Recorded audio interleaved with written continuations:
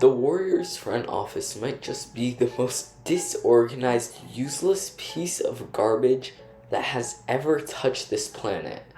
I mean, we could have traded Chris Paul, Jonathan Kuminga, and some picks for Drew Holiday to solidify us as solid contenders.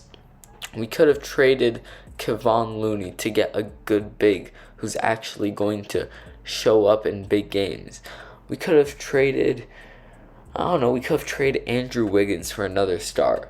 But no, the Warriors just suck. Now, I might just seem like I'm hating, but I'm actually a Warriors fan. And I'm only making this video because I am so disappointed in the front office. I mean, the trade for Chris Paul was great until you realize that we gave up Jordan Poole, a high pick in the draft, and a pick in a future draft for a 38-year-old veteran who is probably going to be injured most of the time. And honestly, when he's not injured, he's just a liability on defense more than Jordan Poole ever was. Because Jordan Poole is just evolving and evolving. This season, by the way, it's Jordan Poole's breakout season, but that's just because he has no one around him.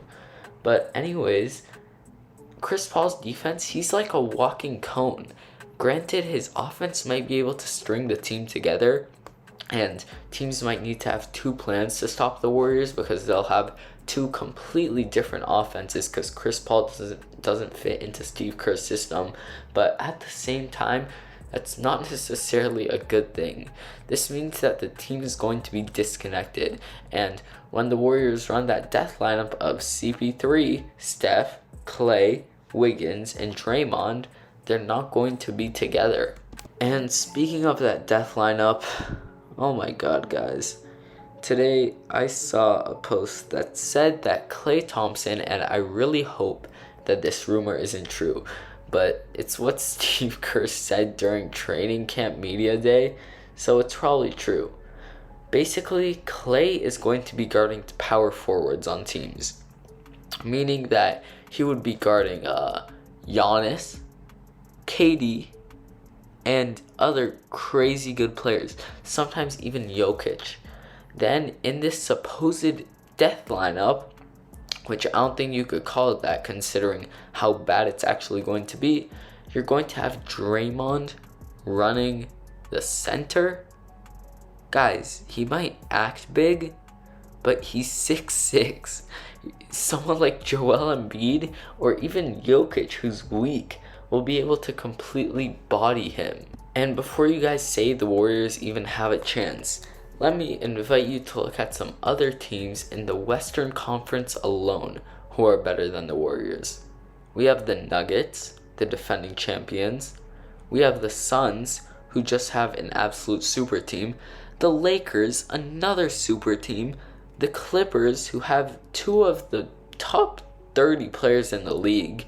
And there's also the Grizzlies and the Mavericks, who are a bit of wild cards, but they could be better than the Warriors. I just don't see any world where the Warriors win. I mean, they're just 1,000 years old at this point, coming off of a season where they barely made it to the postseason, and their only acquisition was Chris Paul. Even though their defense might be alright, it's just not good enough. And, I mean, Steph Curry, he's a legendary player. He's one of the greatest players to ever play the game. But can he carry us this time? But don't worry, this video isn't going to be a complete hate train. Because last year in the playoffs, in case you guys don't remember, Kevon Looney was hurt in that second round series against AD. And also, Wiggins missed basically the entire second half of the season because something happened with his dad, and that's just unfortunate. They might not be in the same tier as the Bucks, Celtics, Suns, and Nuggets, but they're definitely up there as a top 5 championship contender. And now for the juicy part of the video, I'm going to be ranking these teams in a tier list based on who I think might win the NBA Finals. In my championship favorites, I have the Nuggets and the Celtics. I think that this is pretty self-explanatory because the Nuggets are the defending champions and they didn't really change anything, but they were just so dominant last year that I can't see them losing this year.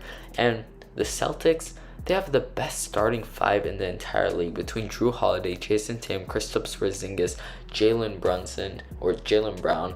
It's just absolutely crazy there. Debatably favorites, we have the Bucks and the Suns.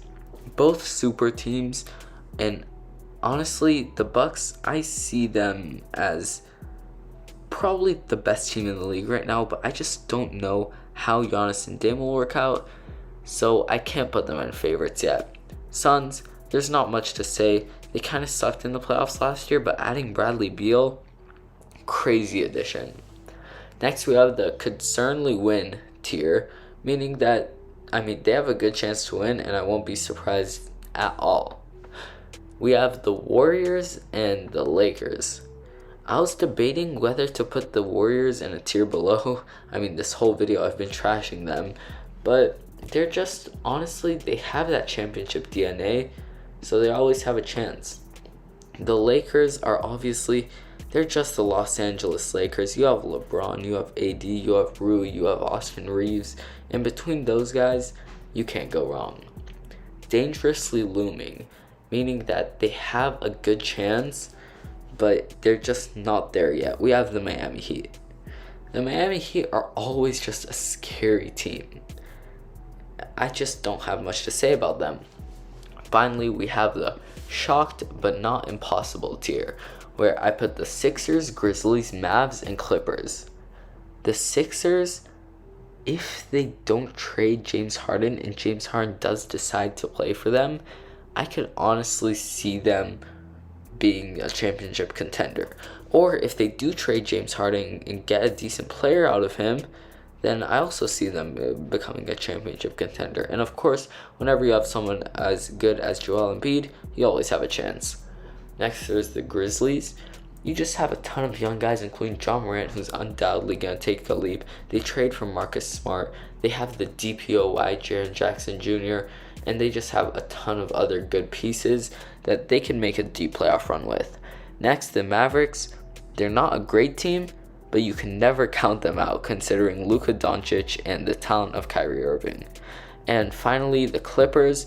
Kawhi and Paul George never managed to stay healthy, but if they do, they could be a very, very, very good team. And that is it for this video. I'll see you guys in the next one. Peace.